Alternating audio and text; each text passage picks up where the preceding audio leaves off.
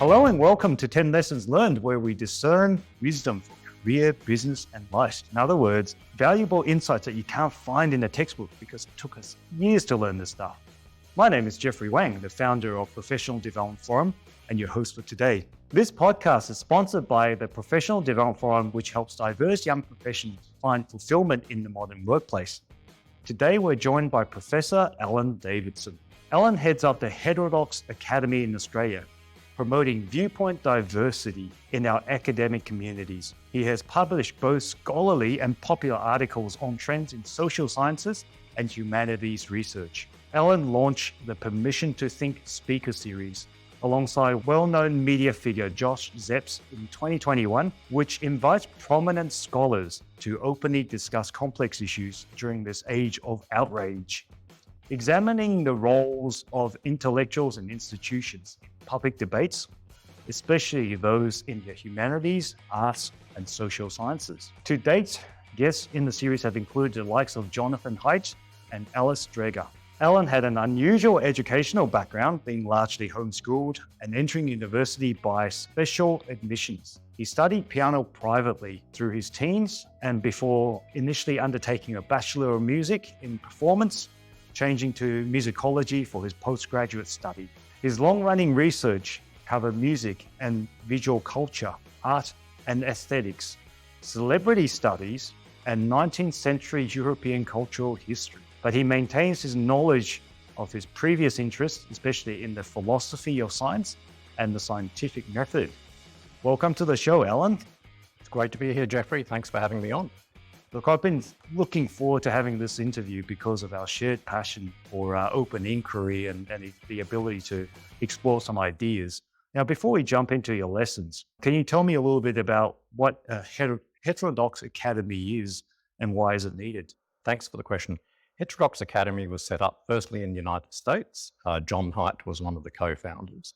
It was set up a few years ago now, and basically its primary mission is to try to encourage diversity of viewpoints within, particularly the academy, but within our public discourse.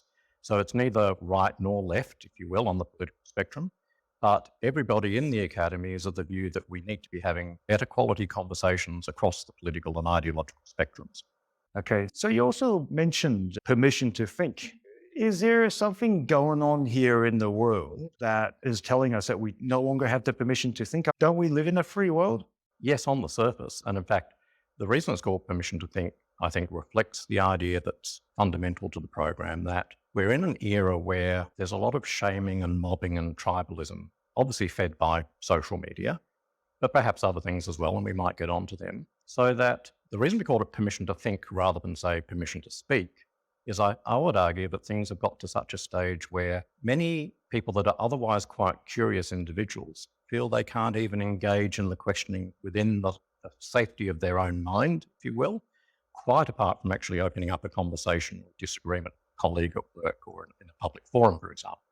So yes, I would argue that the idea of being able to think about things and not feeling bad about exploring ideas or listening to different viewpoints before you even articulate a difference of opinion is really important and arguably lost a little bit at the moment. Which is a bit of a concern considering we talk about exploring ideas. It's been 20 years since I've been out of university and I haven't been around the tertiary education institutions for quite a while, but I hear that there has been a bit of a fundamental shift in terms of the culture there and that exploration ideas where we used to take for granted is no longer happening.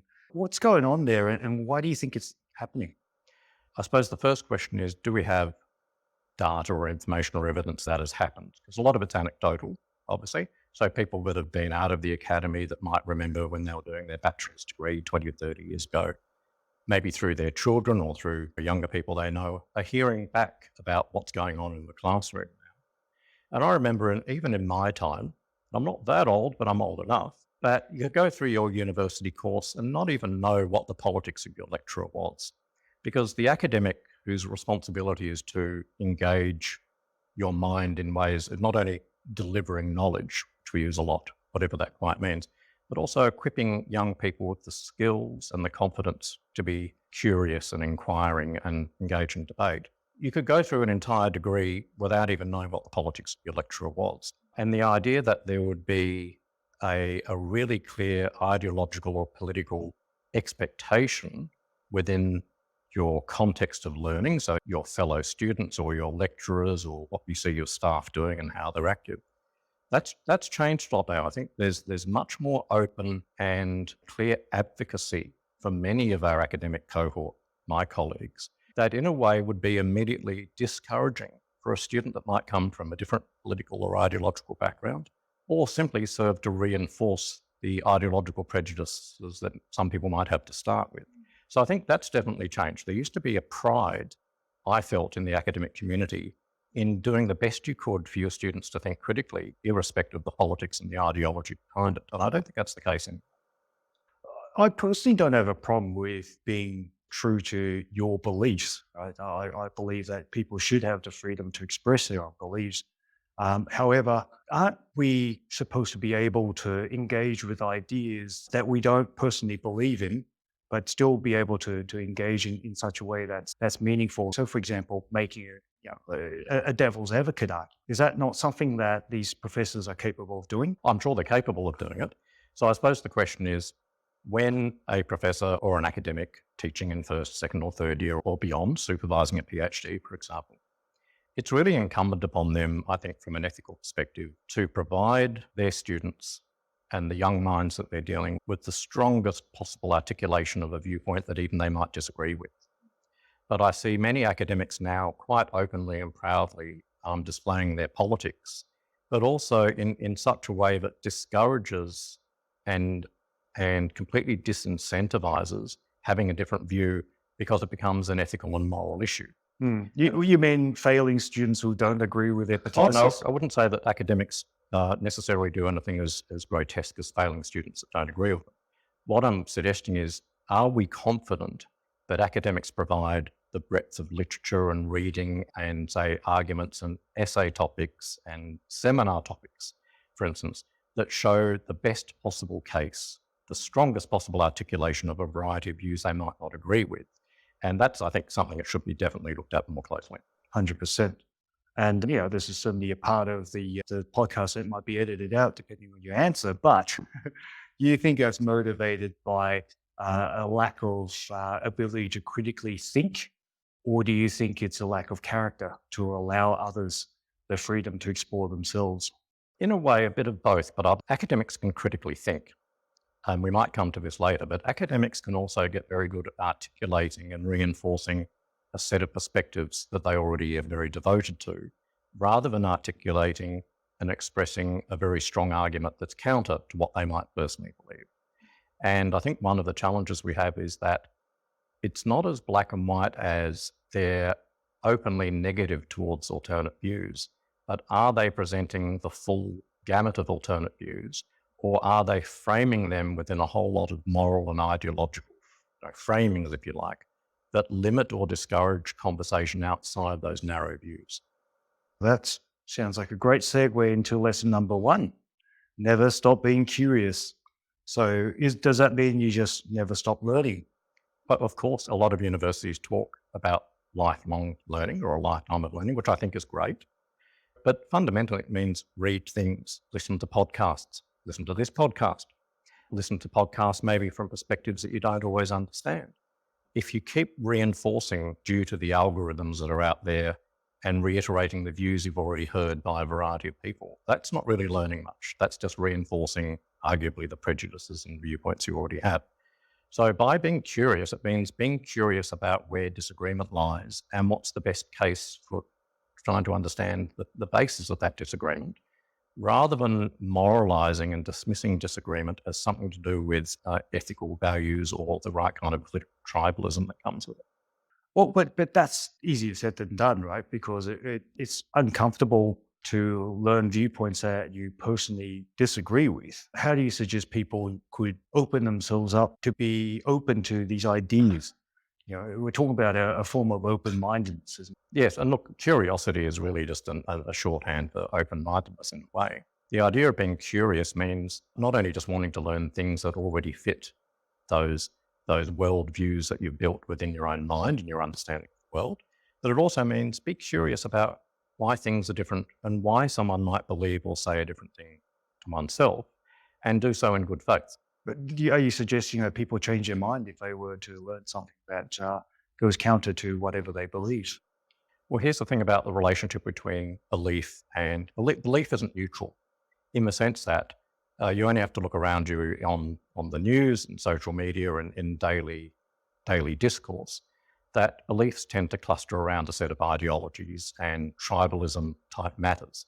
So you can be pretty sure if somebody says they're in support of this or that cause, you can be pretty sure they'll also be in support or believe a variety of other things that get clustered around it, even though often from an evidence and logical perspective, they're totally unrelated. So that for me gives a good warning that beliefs can often be presented as tribal signaling, if you will. If you believe these things, and these things are good things to believe, then that signals your membership of a particular type of ideology. And that's very important nowadays, especially for young people and especially with the pressures of social media. And I think you touched on a very interesting point there. You used the word tribalism there. And I feel like it's probably one of those things that is threatening to our entire way of life in terms of our existence, right? Tribalism goes counter to the entire enlightenment of the Western civilization, where we deal with ideas and issues independent of the people and the individuals and the tribes that come with them. So maybe you'll cover this in another lesson later, but why do you believe that tribalism has made its way back into the dominant psyche? So I suppose an interesting way you frame that is that tribalism's made its way back because arguably it's always there, and that might come up in one of our later discussion points. I think the concerning thing is those intellectual tools that we used to have, typically associated with the Western Enlightenment, which is now problematized, a favorite word of those that don't like the Western Enlightenment. Those tools that were available through the Western Enlightenment, including things like scientific method and so forth, they were the things that basically, that's the toolkit against tribalism. And tribalism sits always just faintly beneath the surface, I believe, in most human activity. We are a very tribal species, for very good reasons, of course. So I think if we don't have the toolkit to constantly address our reversion to tribalism, then yes, socially, culturally, in all kinds of politically, we're all kinds of strife if we don't have those tools. 100%. The irony of it is, and the fear of opening up a can of worms, we often hear the expression, the science is settled, which ironically suggests that this person's understanding of the scientific method is somewhat inadequate. But unfortunately, we've got to move on to lesson number 2. I know this is going to be a great interview, and I think I have to resist the urge to go down our little rabbit holes. Lesson number 2.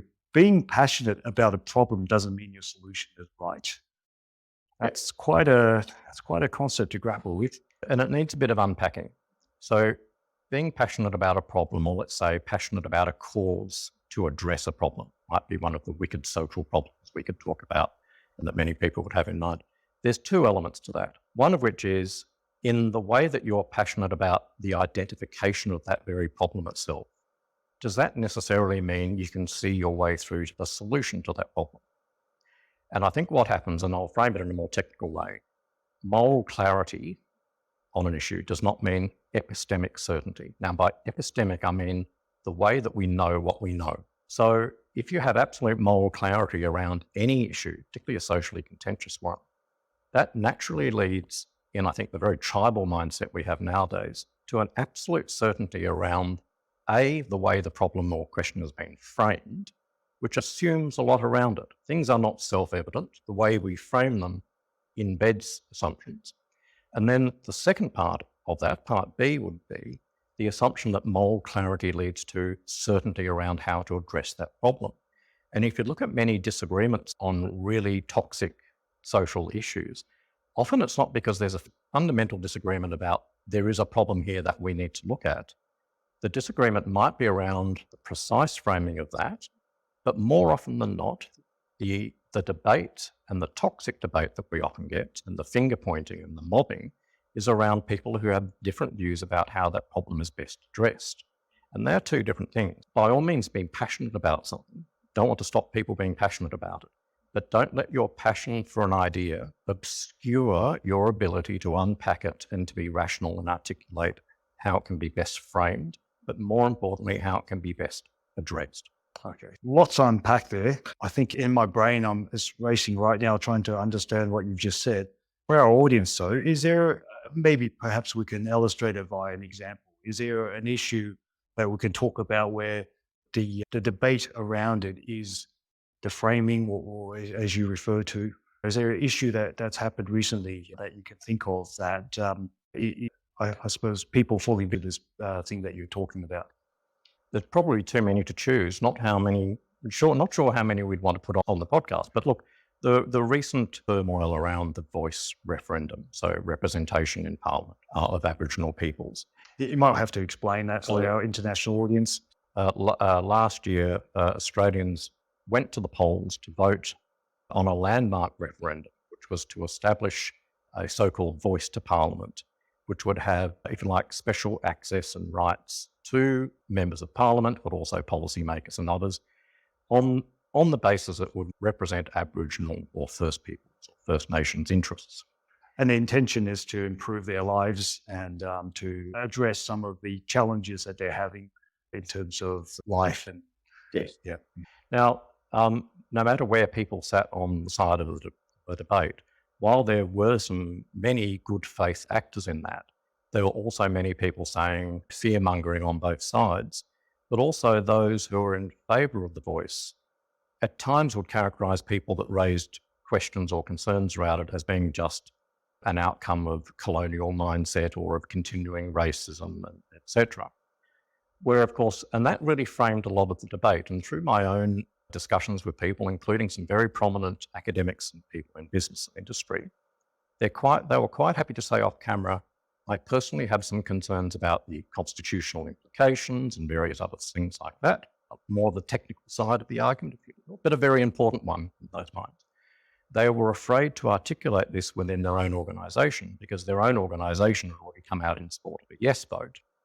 Now, so that's a slightly different matter about institutions taking on a position on something like that, which is, of course, a separate issue to this point, which is another point which we don't necessarily have to go into. But what I'm saying is that at the more crude side of it, anyone who articulated concern around the voice referendum as it was articulated, very important point, could be characterised as, and indeed were characterised by some of the key stakeholders in this, as being indisputably racist. Now, the challenges and subsequent research that's come out of ANU University, Australian National University, has shown that there was widespread support for many of the ideas articulated in the voice.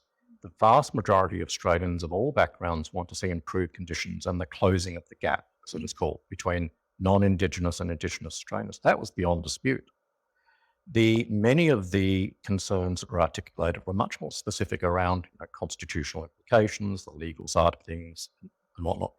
But there's a good example of trying to find a space where you would see a very well-argued articulation of concerns, one way or the other, was very difficult when there was this underlying slurring, if you will, because of those who had great moral clarity of this issue, that even asking a question or debating or raising concerns would put you in that sort of tribal category of racist people that didn't want it. That's just one of many examples.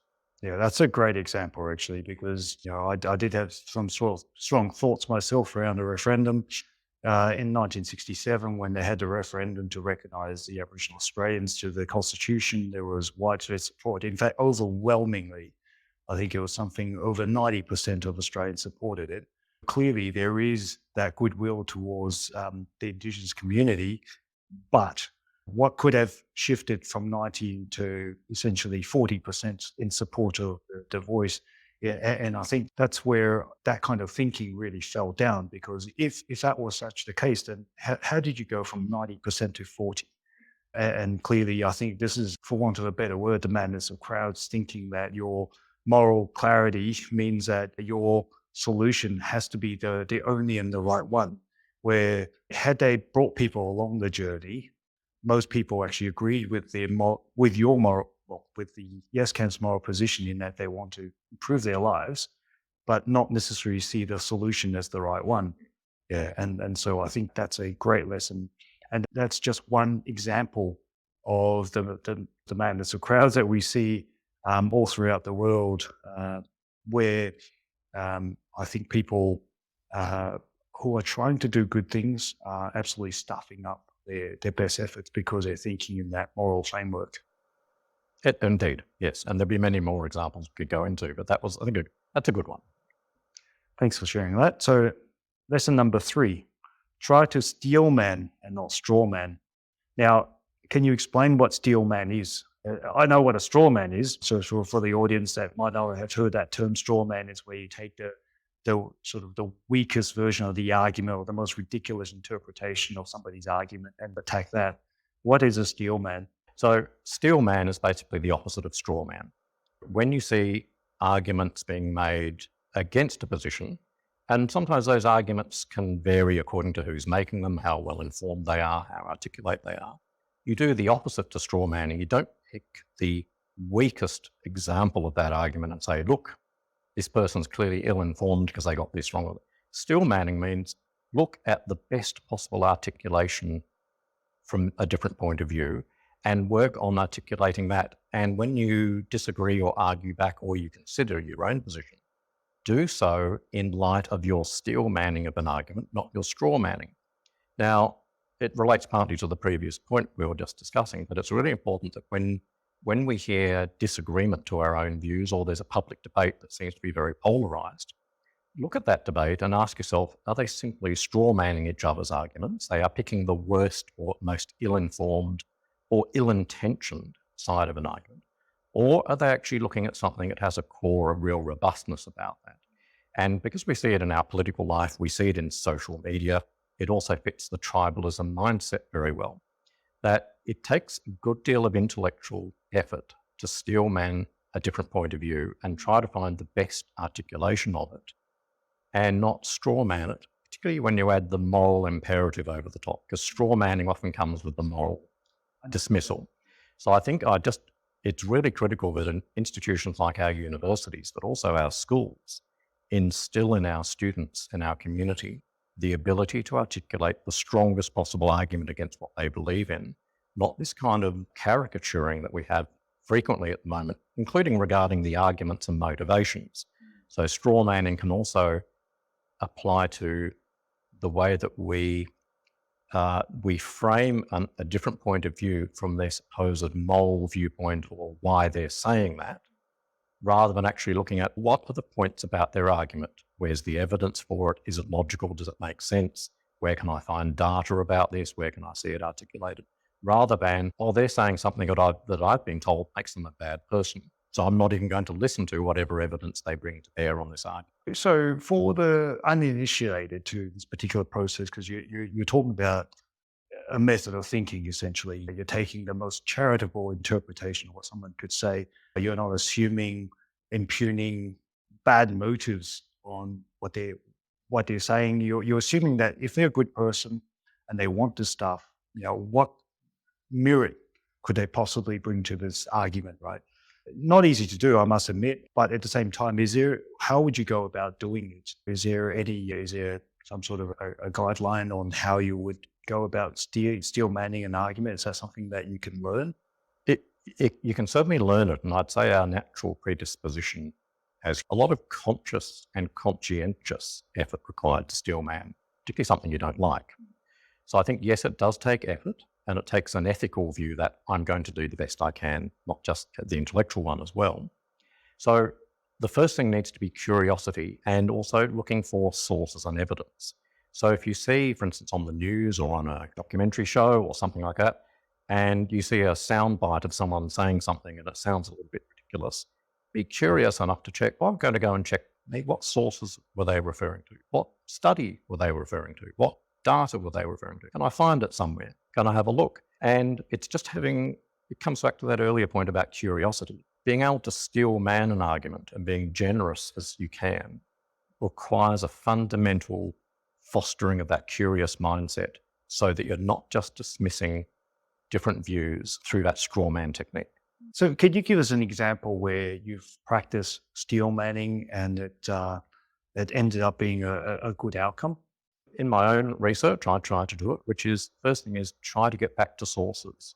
So when you hear a study cited or an argument made, and you might hear things like that was disputed or that idea was dismissed, etc. So it might be the lab leak theory. There's a good example. Now, one needs to be curious about why would this idea come across. Lab leak theory is a good one. There seem to be a few quite nutty people saying it as well. So let's say, for example, you came from a position where you completely ruled out any idea of a lab leak theory regarding COVID-19.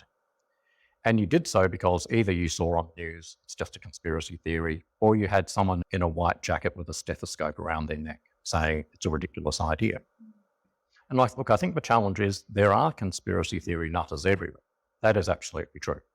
So the challenge that we have sort of for normal curious people is how does one distinguish between an idea that's actually a little bit nutty, a little bit conspiracy, and ideas that actually aren't. And often when they're presented to us at first bite, we really can't tell.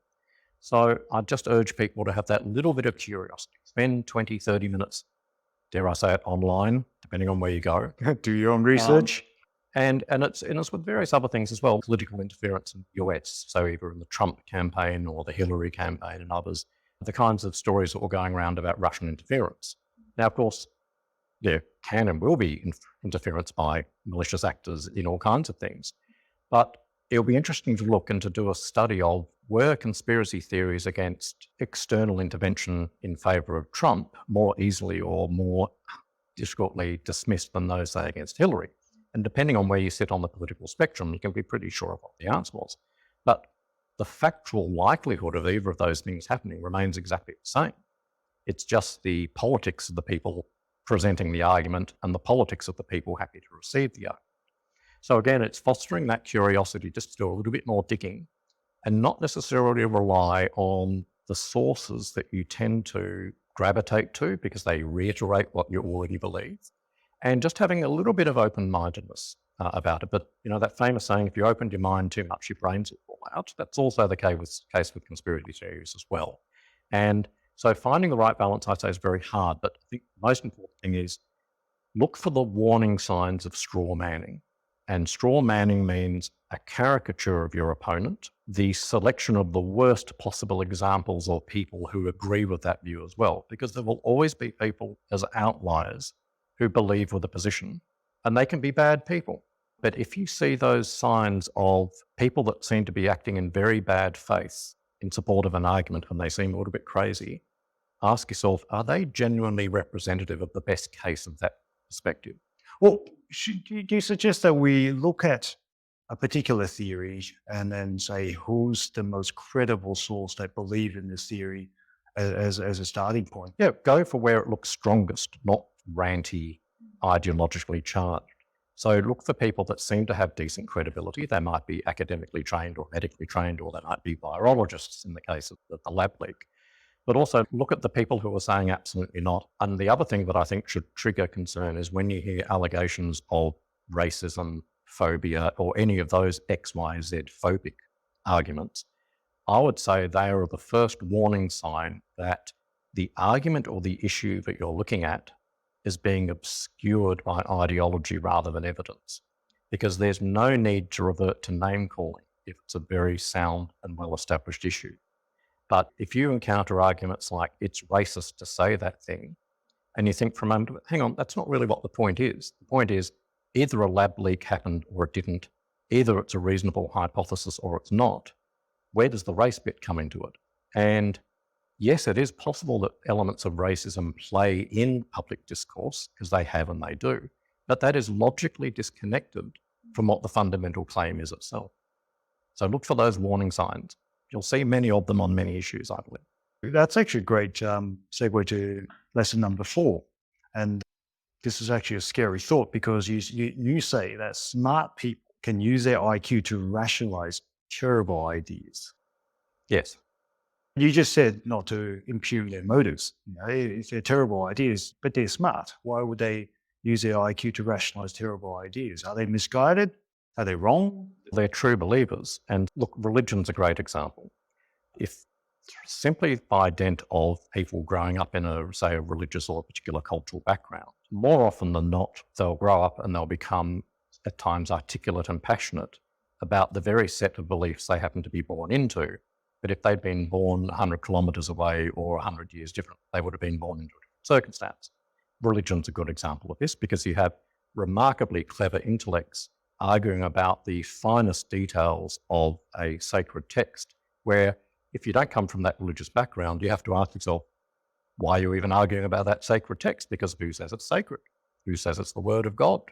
Why would you articulate and get into remarkably complex arguments about really fine reading of, say, biblical or sacred texts when you don't even need to believe that the text is sacred in itself? So that in itself shows that very clever people can articulate ideas that must, as a matter of fact, be wrong at some point. So that shows that it's at least logically possible. But also there's been some excellent studies down now for at least a decade or two that shows that high IQ does not equate to high rationality.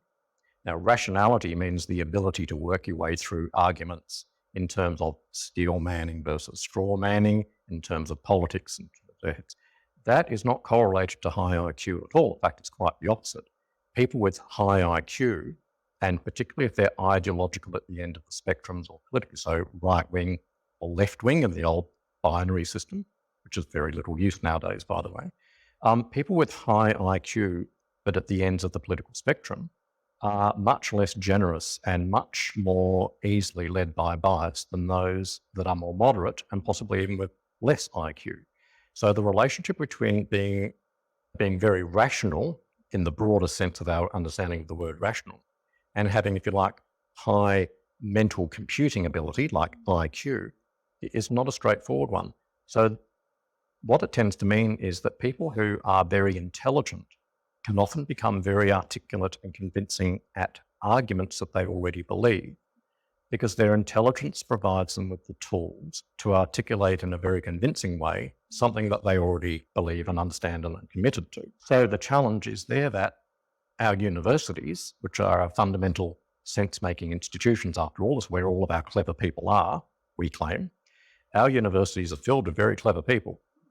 Now, if you are open to the idea that being clever does not necessarily mean you're always being rational or that you're always necessarily right, then that's, I think, where one of the challenges comes from. That's a very pertinent point, because I believe this podcast is about the search for wisdom. And wisdom is certainly does not equate, IQ in itself does not equate wisdom. I've always had this, I always wonder, people with high IQ, I assume that they would also carry a high ability to discern. And as you use the word rationalize or reason, right? Do you think these high IQ people are aware of the shortcomings of their own arguments? Are they aware of their own biases? Or do they just not care? Because they're incredibly convincing, as you said. They're very persuasive. They could be very powerful people, but do they not care what the truth is? Look, that's a really interesting question, because it poses the challenge of what are the motivations, perhaps psychological or moral, amongst our... And you just told us not to... Yes. Strawman. So leaving that, I'll answer that in a slightly different way. Having a high IQ and being very articulate in ways of drawing evidence and argument together to justify a position, the first person you're going to convince is yourself.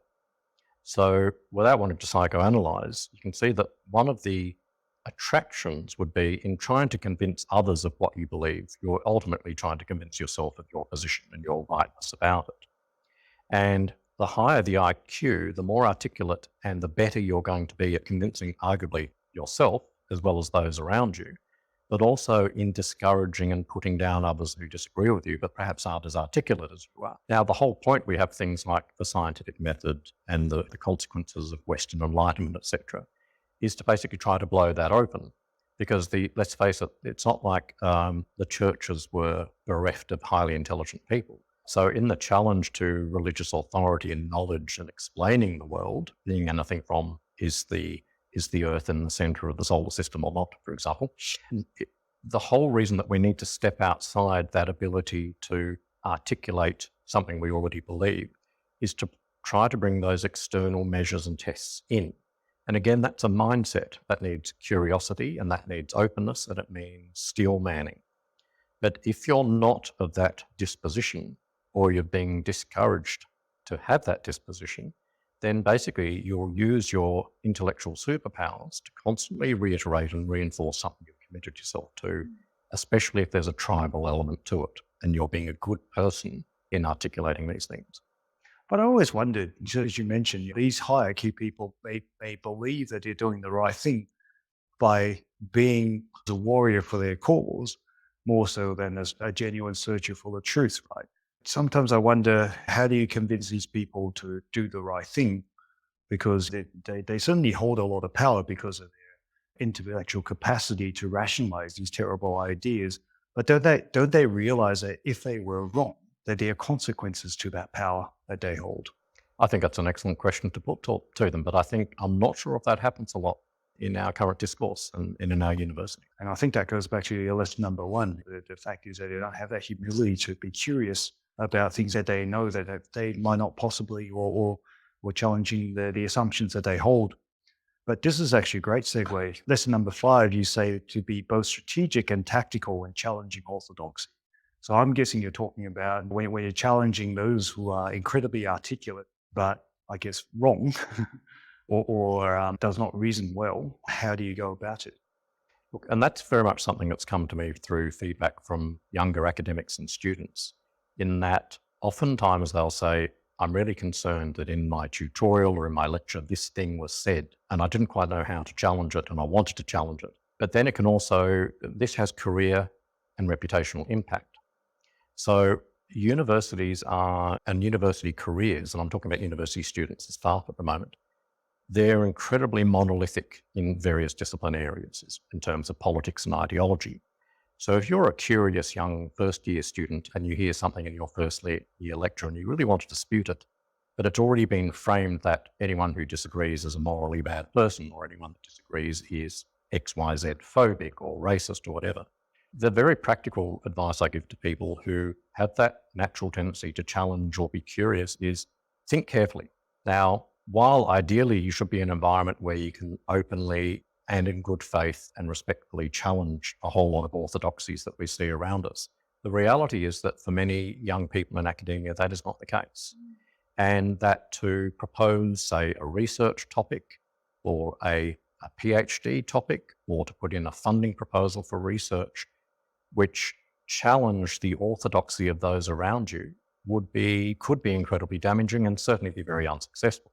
And so what we tend to have is a constant meeting around the orthodoxies, if you like, because it's simply reinforcing the mindset that is very predominant within those discipline areas, or those topic areas, if you like.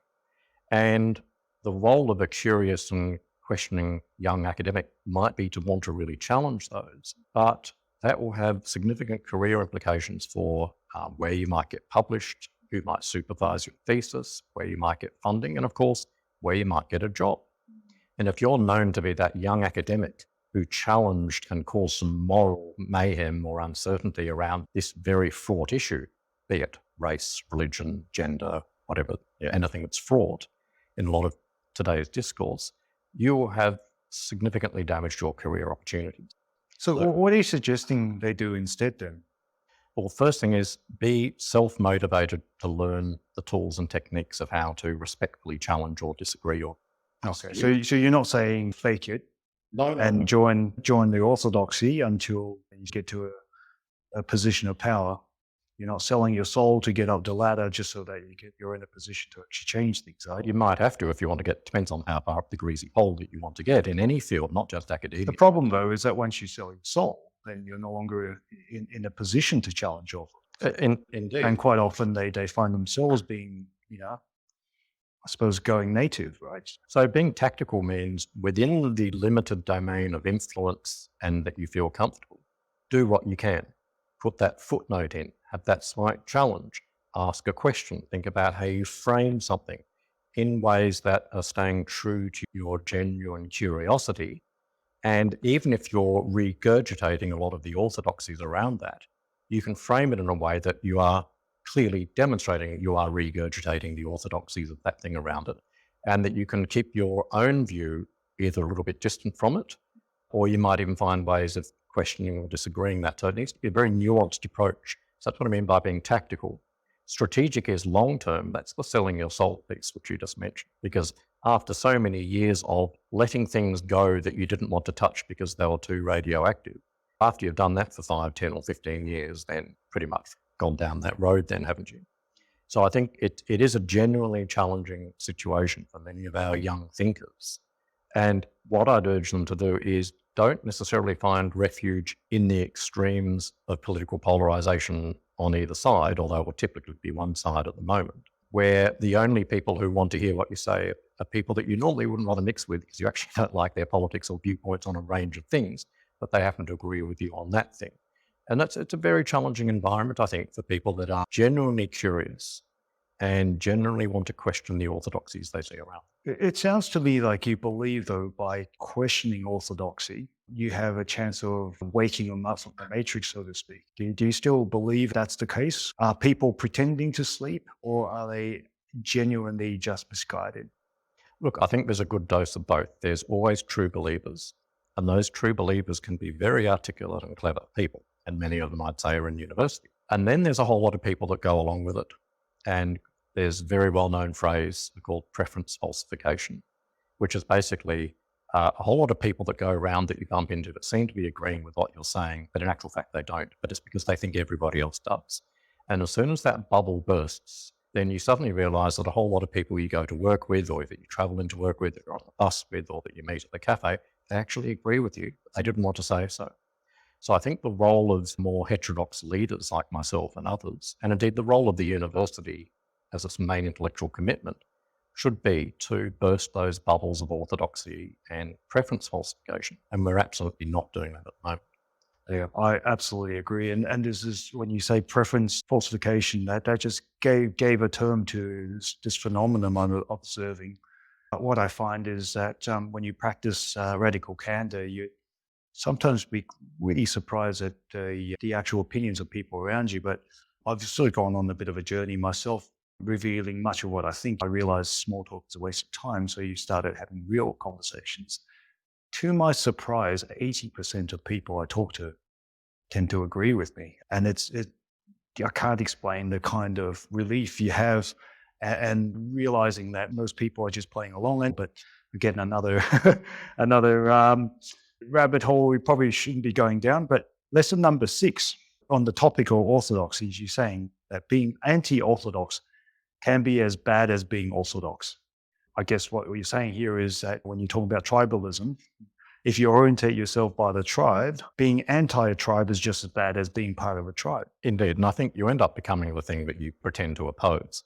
So I'm all for anti-orthodoxy, always challenge orthodoxies, because by their nature, orthodoxies are things that tend to get settled and unquestioned. We need to be curious and question things. But if you're always positioning yourself as that person that disagrees at the party, that person that, whatever's happened, they're going to disagree with you. Now, some people really love that. Some people find it stimulating. I find it quite tiresome because, again, if at the core of this is truth-seeking curiosity, maybe an orthodoxy can at times be right. That's absolutely fine. Or maybe a significant number of elements within a cluster of orthodox beliefs can be right as well. So just positioning yourself default in opposition to an orthodoxy is incredibly tiresome in my view, whatever side of politics you're on. And while it means you get your own little supporting clan and cheerleaders, and I think many people have done that in social media, you get a lot of sort of alternative perspectives and they get their own, that just creates another tribe with the sort of narrow thinking and its own preference falsification, all those things. So my thing is, while you want the intellectual attitude of always questioning orthodoxies, don't become that pain in the arse person that just always disagrees for the sake of it. I personally find it incredibly tiresome. Yeah, and I think people allude into that particular line of thinking because ultimately their orientation is to power, because there is great power in being anti-orthodox, right, as well, right? Some people like an underdog, and some people I like to identify as the outsider. And sometimes insiders have things right. And I think ultimately what we need to do is become critical thinkers and call it for what it is, and orient ourselves to truth seeking, as you said.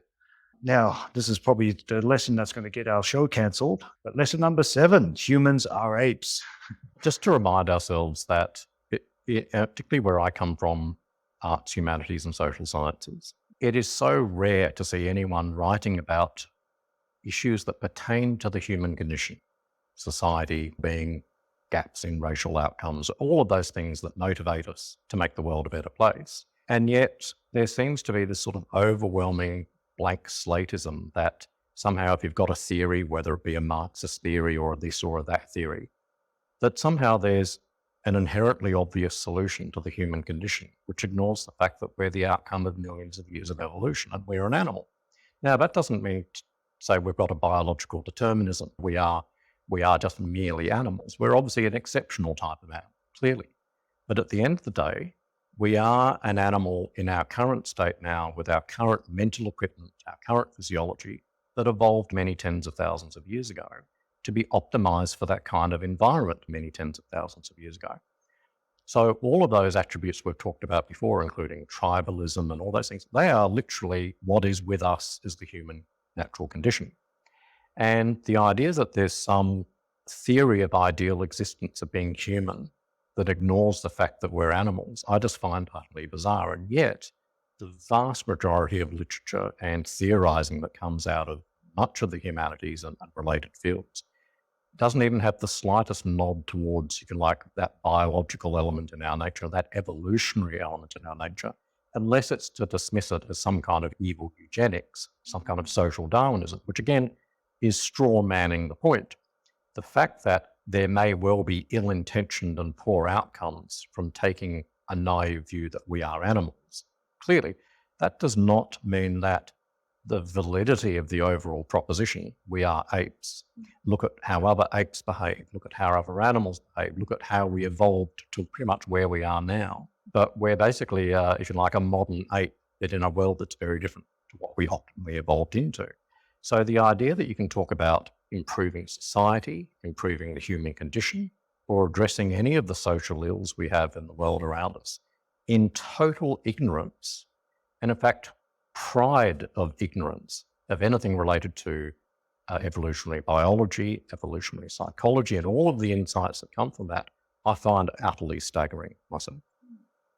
Okay, let me unpack that a bit because, again, a lot of complex concepts here. So the first one here is that humans behavior or we're conditioned by our millions of years of evolution. So what we're seeing out there in the return to tribalism is actually not a return, as you said. It's basically we've always been tribal because that was a mechanism for survival. If you didn't have a tribe, you didn't survive. So I understand that, and part of our instinct is to try and mimic the tribe in order to fit in. But doesn't the proof of progress as a result of enlightenment show us that something, our tribalistic nature is something that we need to work to suppress because we've actually seen the light? Indeed, but I think there'll always be a force that pulls us back. And one of the challenges we have at the moment with the quality or the poor quality of public discourse and how our institutions are arguably failing us is that they're actually facilitating the reversion back to a very tribal mindset, using the term very broadly at the moment. So all of those tools and protections against our natural state of insiders and outsiders, of casting people out who do not agree with you, these are all things that you see everywhere in the rest of the animal world and beyond. And yes, part of the great achievements of the Enlightenment, I don't want to single out the Western Enlightenment, there have been other periods and epicycles in human history where remarkable achievements have been generated not just through technology, but through learning and dealing with tribes. There have been remarkable achievements over history and through different cultures. So what we're facing now are actually things which are not only not protecting us from that anymore, but there are things that are encouraging us to be drawn back into that, where social media, arguably, is a very important part of that. But this highly ideologically identity-driven tribalistic mindset of mobbing and of outrage and of supposing the worst possible intentions of someone that agrees with you, that in-group, out-group behavior, that is something that is absolutely being supercharged at the moment. oftentimes by the very people that should be leading the way and challenging, i.e. our thought leaders, our politicians, our intellectuals, and our policymakers. Which is great segue. So lesson number 8, great leadership are both intellectual and ethical. And as you alluded to before, just then, I believe leadership is what's missing. We have this animal nature, and that's what's causing much of the ills of today.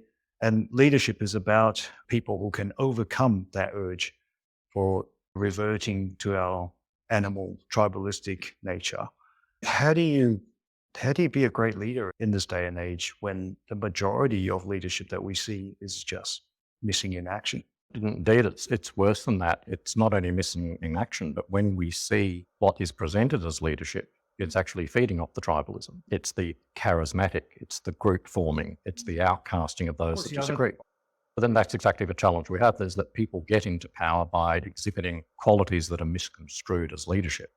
Becoming a great leader while staying true to the idea that you do not want mob mentality, you do not want tribalism, while still inspiring people without using any of those crude animalistic tools. That is the great challenge around leadership versus being in power. And I think, in my view, great leadership, including great leadership in institutions like universities, must be underpinned by that intellectual commitment to curiosity and engaging with a variety of perspectives, and seeing that as being the flip side of the coin that's the ethical perspective. It's a deeply ethical position as well, not a moral clarity position, a tribalistic one. It's the understanding that you can have an ethical position that you want to do good things, you want to be a good person, you want to create a good team around you and all that, but it must be fed by and articulated through a very keen intellectual commitment to those qualities we've been talking about prior to this. So genuine leadership requires the constant reiteration of those intellectual qualities that we've been talking about as part of the value proposition of being a great leader. And that's very challenging because it means there are a lot of people that might not immediately get on board because they don't see the rousing appeal to tribalism that is so common now with people in power. 100%.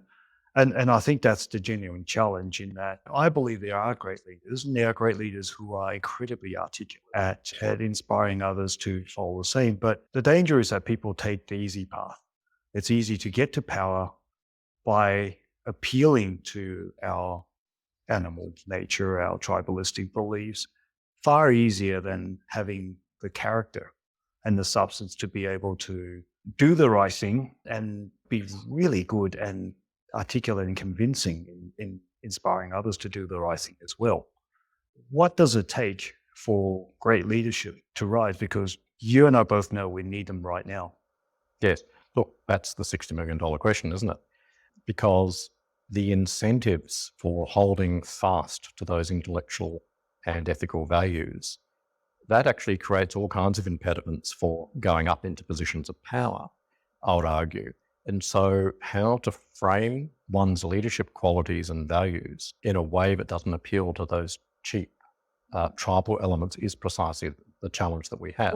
Okay, now in the past, we've seen empires fall, right? So really, without burning everything down, is there a possibility we can return to enlightenment? I know this is probably a very heavy question to throw at you, but do you see a way out of this mess without kind of going through a massive calamity that everyone has to suffer through, to understand that eventually we're running on the fumes of the civilization that was built on enlightenment, but eventually we're going to run out and everything's going to collapse when merit is no longer, when this system is no longer built on merit. Do we have to go through one of those calamities before people wake up for this need to return to genuine leadership?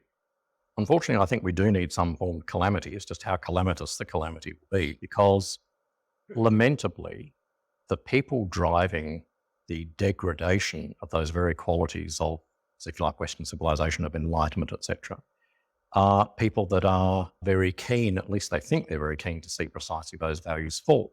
The idea of merit, the idea of intellectual credibility, the idea of being anti-tribal, the idea of questioning moral clarity. All of those things are now, they are not in alignment with many of our intellectual betters in institutions. They are actually driving ideas like knowledge systems and approaches to life are relative. Who's to say one point of view is better than another? Who's to say that a social system that's been around for tens of thousands of years and practiced in certain communities is any better or worse than any other kind of thing? Now, of course, they all say that from the benefit of driving their electric cars, having modern medicine and 5G on their phone, as if the idea that the outcomes of European Enlightenment are somehow no better or worse than any other knowledge system. And yet they demonstrate it to be palpably false every day of their life. Because I'd like to know what the 5G system was, or how we can get a spacecraft to Mars, or how we can launch the Webb telescope to understand the origins of the universe, is somehow no better than an origin story from a First Peoples nation. But we're in the position that even saying that, even challenging a different knowledge perspective from a different culture, is viewed to be racist. Now, that is not to say there have not been multiple racist elements within dominant views, including Western Enlightenment views, but there has been a constant effort to at least correct and call them out. If we've got to the point that not only knowledge is relative and that systems of knowledge are relative, so you can have, say, indigenous science. Now, many would argue, and I would, there is only science because science is determined by its method. But if there's indigenous science that poses or postulates a story or a belief about the origins of the universe or of the world or of a country or of a river, but there's also a scientific explanation of these things, are we supposed to hold that both of those things are either just other sides of a different coin, they're just different knowledge systems? And even those people that purport to that, as I've said on other occasions, if they get ill, they'll still go to a doctor and they'll still go to a hospital. They don't go to the medicine man down the street or the shaman, although they may on some cases, or they may go to some quack medicine. So I think there's the great challenge that we have about, do we need a calamity? We're heading towards a calamity because our knowledge makers and thought leaders are encouraging that calamity, but from the safety of having the benefit of the very things that we've enjoyed over the last few hundred years. It's an ultimate paradox. Like it's that sort of hypocritical. They enjoy the fruits of the civilization which is built upon, and then question the methods in how it's done. But it's hard not to call into question. I know you told me to Steelman, but it's hard not to call into question of the motives there. If they were, and people show their belief by what they do, not by what they say. This is a class of people that say they believe in something, but they're acting something else altogether. These people that believe in climate change, they're not going to give up the life that they have. Maybe a few are, but for the majority of them, it's that hypocrisy of the inconsistency between what they believe. If they truly believe in climate change, they probably wouldn't be buying a beachside property, for example. That incongruence in that leadership is really calling into question the character and the genuineness of these people. Do they seriously believe in these things that they're preaching? Or are they just doing it because it's just their avenue to power? Or they're signaling. And I think I've always had a soft spot for religious fundamentalists for precisely the reason that they actually live by what they believe. And there are indeed, and I know people within academia who genuinely believe the things, say, that you've been alluding to, and they would generally try the best they can to live their lives according to those principles. They're probably the minority. There's many other people who would be marching along whatever the protest theme happens to be on that day while enjoying all the benefits of But living. Are we led by that little minority, or are we led by the signaling? We're led by the signaling, I would say. And I think my soft spot for religious fundamentalists, as I said, is they actually do and believe what they say. And I've used the example before that when you see acknowledgements of land that happen with First People, so we acknowledge the land of the traditional owners that we're on, that happens in Canada and America. I once made the snide comment that, how do you know if someone's genuine or not? It's because they use every opportunity to acknowledge the traditional land that they're on, but they're also worried about negative gearing on their property portfolio. So they might even throw in the line that this land has never been ceded. We are on stolen land. And you want to put up your hand and say, tell me about the 10 properties you own throughout Sydney. So I think the kind of hypocrisy that you speak of, I find absolutely infuriating myself. And there's a lot of those people around. If you believe we're on stolen land, then why do you have a property portfolio? But also, of course, why are you enjoying the benefits of negative gearing on those properties when you're talking about social justice? So I think, yes, that's true. But again, that neither makes what they believe or not believe true or not. It just makes it harder to swallow when they get up and signal. And I think the critical thing is it's that tribal signaling. You are indicating when you say and do these things, even if you don't entirely believe them, that you are one of the large tribe of good people that say and do these things. You are a good person. And so any sort of hashtag theme, it could be Black Lives Matter, it could be trans women or women, it could be any of those things. You often see those badges together. And whether the person may or may not believe whatever the actual truth of that thing is, for instance, with Black Lives Matter, what is the evidence that white police officers shoot black offenders at a higher rate than white offenders? Now, that's an evidentiary matter. So there's an example of, do they actually go to the trouble of looking at the data of police shootings in the United States? Now, if Black Lives Matter means talking about or signaling your commitment to closing the gap with First Nations people in Australia, that's a slightly different proposition. But the hashtag Black Lives Matter, for example, signals a whole lot of things about you, even if you know nothing about the statistics around police shootings. Now, as an intellectually curious person, you'd want to know about those other things before you put the badge on. That's right. Yeah, and like you, I'm infuriated by the same behaviors, the absolute sort of lack of curiosity when it comes to actually finding out the thing behind those causes. But I tend to take a view that the reason why people feel the need to virtue signal, as you say, that they're a good person is because they no longer have a compass to which to orientate themselves by. Yeah. When you believe in a higher power and that's always watching, and you know that you're doing the right thing according to whatever the higher power dictates, then you don't need to prove to anybody else other than that higher power, who's always watching anyway, that you're a good person. And I often joke, my parents, in fact, a lot of our parents have the immigrant experience, who sacrifice their entire lives for the good of their children. They don't have the need to virtue signal because deep down inside, they know they're good people who has sacrificed themselves. I think the epidemic of virtue signaling is caused by the fact that most of us today, deep down inside, believe that we are not good people. And that's why it's causing this need to have this tribal signal. And in fact, the more they signal, the more it's telling me that there are character flaws that they're deeply aware of. I think that's probably a very good insight, but probably outside my specialization. But I'd agree that there is a lot fueling this signaling at the moment. And it could well be the concurrence of multiple things.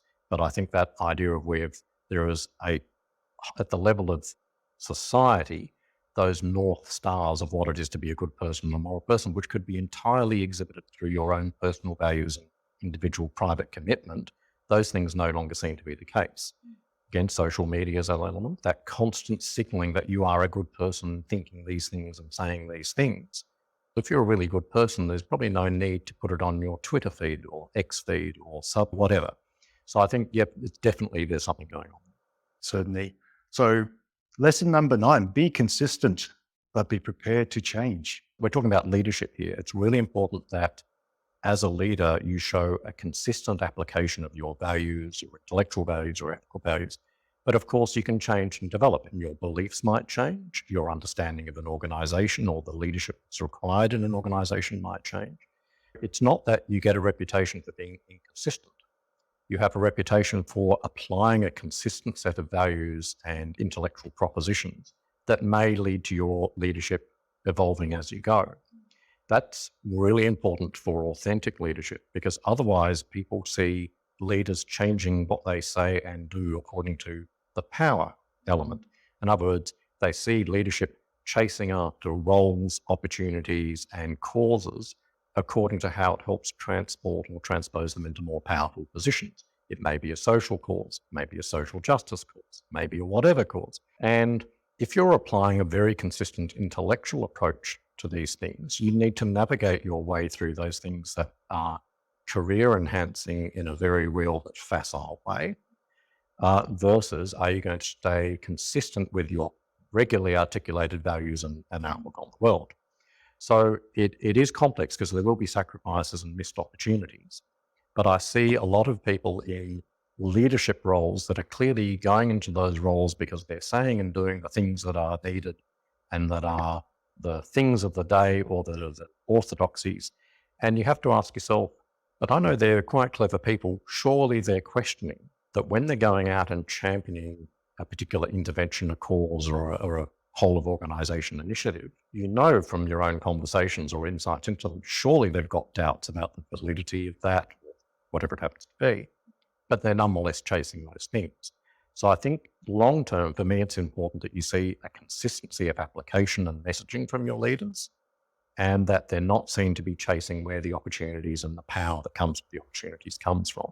So are you saying that, are you advocating for an absolute moral compass where you talk about your values and the idea is an absolute North Star and that you sort of orientate towards what's right, essentially, or what you believe them to be? When you say be prepared to change, obviously, you change because the evidence changed, the facts change. So you change your mind, but it doesn't change the underlying values that you're trying to. Correct. Yeah. Gotcha. Yeah. And that's what good leadership should be. But it can be hard to get ahead, particularly in an environment or an organisation or a conglomerate of organisations like universities or educational environments where there is such an utter orthodoxy around what is to be presented as truth or presented as good or presented as insightful to students nowadays. And I often fear that for those people who want to challenge those things, what damage it might do to their leadership opportunities in the future if they find themselves drawn to or attracted to the idea of the privilege of being in a leadership role. Lesson number 10, working for and amongst people with diverse viewpoints is fulfilling. Would be, and I wish at a university I was able to do it, but I'm not sure if that's always the case. But I think the point is there that seek out people around you to lead or to work with as other leaders who are not necessarily always in agreement with you. It's obviously a quality of a leadership team that you have a diversity of perspectives and insights on that leadership team. And when I mean diversity, I mean real diversity. I don't mean superficial diversity. So superficial diversity can mean people with apparently different social backgrounds, but they all come from a very select private school or elite school system. They were all driven by mummy or daddy in the SUB to the same sports events, to the ballet, to the music lessons, to the orchestra, to the extra tutoring up. And those people can have a variety of different appearances, but they've all come from a very similar background in other ways. It's the diminution of the importance of class is behind a lot of this. Diversity, I'm always quite skeptical of because I want to ask, what actually do you mean by diversity? Diversity might mean an African-American person that's on the conservative side of politics. That's diversity. So diversity should be viewed in terms of viewpoint diversity, life experience, and a range of different approaches. And the best thing you can do as a leader is leverage and feed off that diversity of perspectives. The worst thing you can do is surround yourself with people that have superficial diversity, but in actual fact, they're all in agreement with a whole lot of views that are held, because all that will do is reiterate an orthodoxy around those views and values and leadership qualities that are already there. So it's really important to have a diversity of views, but to work in a way as a leader that encourages and respects that, but also makes it an encouraged state, that constant state of diverse opinions. As a leader, you still need to come out with a view and a series of actions. So that's for sure, but that's the leader's responsibility. But at least you can surround yourself with people that have different perspectives and who can challenge you. Oh, absolutely. And I think you've just described a lot of the senior leadership in corporate Australia today, where you have essentially what looks like diversity, and yet it's very much people from the same mode, same socioeconomic class, same sort of thinking. I think this sort of tick box diversity is probably worse than not having any diversity initiatives at all. And I think a lot of people from diverse cultural backgrounds can certainly see that happening in real time. And in fact, a lot of people from different minority cultural backgrounds are seeing this sort of fake or faux diversity as a bit of a challenge, because all it does is further push the dominant culture and shoving it in their faces. So I've become a bit of a skeptic of the diversity movement of late because of all of this. And unfortunately, I think it's going to take a whole rethink in what I call diversity 2.0 before we'll get actual genuine viewpoint diversity. So thanks for that. Now, as we do with all our guests, we love to throw them a curveball at the end of 10 lessons. And that is, we're going to ask you, what have you unlearned? So something you held to be ironclad truth early in your career, in your 20s, that you thought this is it. And then later on throughout your life, you learn that, that's just not the case. That's an excellent question. I think the thing that comes to mind is that I was naive enough to think when I was younger that having compelling logic and evidence would be enough to convince people of a way forward or of the truth of the matter. And it's probably taken me 20 plus more years to realize that that's utterly not the case. It's one of the most demonstrably most naive things that one can believe for all the reasons that we've been discussing. So I used to have the view that when I heard an idea or something that I thought, but that's just crazy, that's just nuts. So I'll use the tools of logic and reason and evidence to argue back. Things have actually got worse over the last 20 or 30 years since I was first doing my study. And the ideas, that some of the crazy ideas I saw as an undergraduate and postgraduate in the 90s and the early 2000s, they have now come to fruition and they're now dominant, but they're always ridiculous ideas.